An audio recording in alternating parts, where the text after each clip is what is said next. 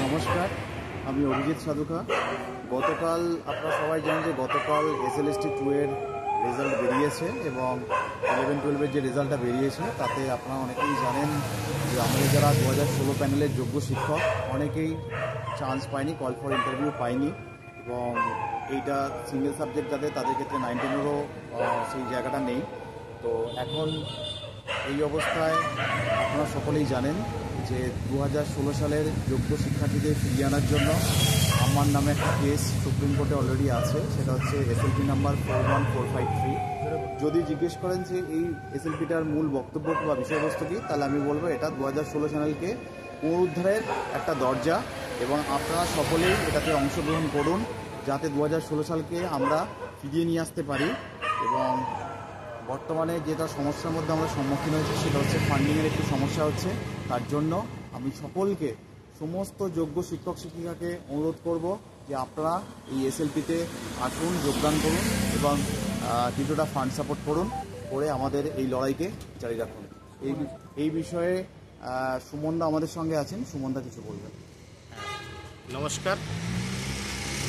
এই যে মাননীয় শিক্ষক অভিজিৎ সাধুকা স্যারের যে মামলা সুপ্রিম কোর্টে রয়েছে আগামী নভেম্বর মাসের 26শে নভেম্বর, সেই মামলায় আমরাও কানেক্টেড আছি।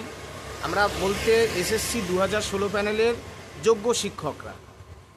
এই মামলা মূলত কি সকলেই জানতে চাইছে। এই মামলা মূলত হচ্ছে আমার যোগ্য চাকরি কেন গেল। SSC 2016 প্যানেলের যোগ্য শিক্ষকদের যোগ্য চাকরি পুনরুদ্ধারের মামলা। এই মামলা শুধুমাত্র অভিজিৎ সাধুকা একটি নাম। এই মামলা আপনাদের, এই মামলা আমাদের, এই মামলা সকলের। আপনাদের সকলকে আমি অনুরোধ করছি এই মামলায় আপনারা স্বেচ্ছায় আর্থিকভাবে সহযোগিতা করুন। আমাদের সব কিছুই আছে, অর্থবল নেই। সুতরাং এই মামলায় জয়যুক্ত হতে পারলে এই যে পরীক্ষা যেটা দেখছেন, এই যে ফলাফল প্রকাশ দেখছেন একাদশ দ্বাদশ শ্রেণীর, সেখানে education, computer science, nutrition, home science, বিভিন্ন বিষয়ে অ্যারাবিক, অনেক যোগ্য শিক্ষক ইন্টারভিউতে বা ভেরিফিকেশনে ডাকই পাননি। তাহলে কি তারা অযোগ্য শিক্ষকের তকমা নিয়ে গভীর অন্ধকারে তলিয়ে যাবে? তাদের পরিবারগুলো ওইভাবে বানের জলে ভেসে যাবে? আপনারা কি হতে দেবেন? আপনাদের কাছে অনুরোধ, মাননীয় শিক্ষক অভিজিৎ সাধুকা স্যারের যে সুপ্রিম কোর্টে মামলা, সেই মামলায় আপনারা সহযোগিতা করুন। আমরাও সেই মামলায় IA ফাইল করে আছি এবং একসাথে সেই লড়াই, যৌথ লড়াই করে SSC 2016 প্যানেলকে যোগ্যদের চাকরি ফিরিয়ে আনার যে লড়াই, সেই লড়াইয়ে আপনিও অংশীদারি হন, আমিও অংশীদারি হচ্ছি। আপনারা প্রত্যেকে এই মামলার সাথে যুক্ত হন। আছেন তুহিন শুভ্র মণ্ডল, স্যার কিছু বলুন। এই SLPটার সাথে MA করা আছে, IA করা আছে। অ্যাডভোকেট দাঁড় করাতে পারলে লড়াইটা সেরকমই হবে, কিন্তু দাঁড় করাবো কী করে? ফিনান্সিয়ালি আমরা একটু পিছিয়ে আছি। সেই ব্যাপারে আপনারা একটু আমাদেরকে কাঁধে কাঁধ মিলিয়ে, হাতে হাত মিলিয়ে এই লড়াইটাকে এগিয়ে নিয়ে যাওয়ার চেষ্টা করুন। মাননীয় শিক্ষক সত্যব্রত জানা, বলুন স্যার। এখন তো আমাদের ক্ষেত্রে একমাত্র রাস্তা এইটাই দাঁড়িয়ে আছে, অভিজিৎ স্যারের মামলা।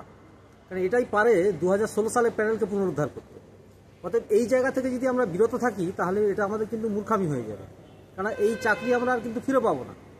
কারণ এটা হচ্ছে SLST 2। 2016 সালে যে SLST 1 হয়েছিল, সেই SLST 1-কে যে যাবতীয় যা দুর্নীতি হয়েছিল তার পাপকে মোচন করার জন্য SLST 2 এর জন্ম। এটা একটা নতুন, সেক্ষেত্রে সার্ভিসের ক্ষেত্রে কন্টিনিউ থাকবে না।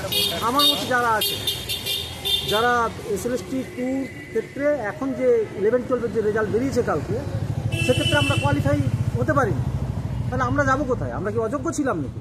আমরা তো অযোগ্য ছিলাম না। আমরা বারবার সেই আমরা পরীক্ষা দিয়েছি, যোগ্যতার প্রমাণ দিয়ে আমরা 7 বছর ধরে ধারাবাহিকভাবে চাকরিটা করেছিলাম। তো এখন এই মুহূর্তে আমরা জানি না কী করে আমাদের চাকরিটা চলে যাবে। আপনি জানবো না? আমরা কে বলবো আমাদের অযোগ্য? সেটা প্রমাণ দিই। মিথ্যে প্রমাণ তো দেয়নি।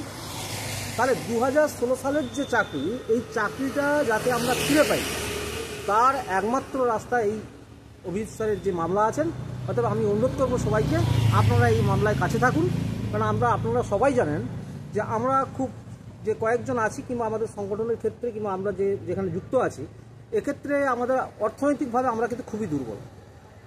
আর সুপ্রিম কোর্টে মামলা লড়তে গেলে যে বিপুল পরিমাণ একটা টাকার যে বহর থাকে, আপনারা সবাই সেটা অবগত, সেটা নতুন করে বলার কিছু নেই। সেক্ষেত্রে আপনারা কিছু কিছু করে আমাদের সাহায্য করুন, যাতে আমরা 2016 সালের এই প্যানেলটাকে পুনরায় আমরা ফিরিয়ে আনতে পারি এবং সহযোগিতা আমরা টিকে থাকতে পারি। সেই জায়গায় আমার একটা আবেদন থাকবে।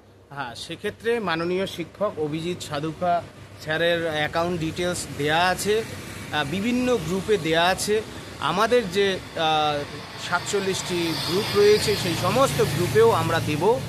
আপনারা নির্দ্বিধায়, নিঃসংকোচে, স্বেচ্ছায় এই মামলায় আর্থিকভাবে সহযোগিতা করে আপনারা প্রত্যেকে জয়লাভ করুন, নিজেদের হারানো চাকরি ফিরে পান, সম্মান ফিরে পান, ধারাবাহিকতা সহ সসম্মানে বিদ্যালয়ে আমরা যাতে ফিরে যেতে পারি সেই আশা রেখে আপনাদের চরণে আবারও প্রণাম জানিয়ে আপনারা এই মামলায় প্রত্যেকে যুক্ত হন, প্রত্যেকে পরামর্শ দিন, এগিয়ে আসুন। নমস্কার।